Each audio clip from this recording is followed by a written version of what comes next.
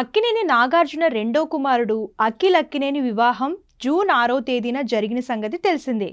అఖిల్ అక్కినేని జైనాబ్ వివాహం జూబ్లీహిల్స్లోని నాగార్జున ఇంట్లో జూన్ 6వ తేదీన తెల్లవారుజామున 3 గంటలకు జరిగింది.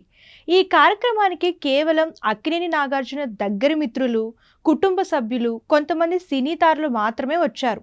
చాలా గ్రాండ్గా నిర్వహించకుండా సింపుల్గానే అఖిల్ అక్కినేని వివాహాన్ని జరిపించారు అక్కినేని నాగార్జున.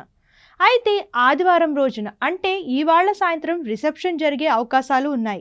అది కూడా అన్నపూర్ణ స్టూడియోస్లో ఈ రిసెప్షన్ కార్యక్రమం ఉండబోతుంది. అయితే అక్కినేని అఖిల్ వివాహాన్ని సింపుల్గా చేయడంపై సోషల్ మీడియాలో రకరకాలుగా కామెంట్స్ వినిపిస్తున్నాయి. అఖిల్ అక్కినేని పెళ్లికి కేవలం 2 కోట్లు మాత్రమే అక్కినేని నాగార్జున ఖర్చు పెట్టాడని సెటైర్లు పేలుతున్నాయి. 300 కోట్లకు పైగా ఆస్తులు ఉన్న అక్కినేని నాగార్జున తన కొడుకు పెళ్లిని ఇంత సింపుల్గా చేయడం ఏంటని ప్రశ్నిస్తున్నారు. ఈ మేరకు సోషల్ మీడియాలో పోస్టులు పెట్టి మరీ వైరల్ చేస్తున్నారు.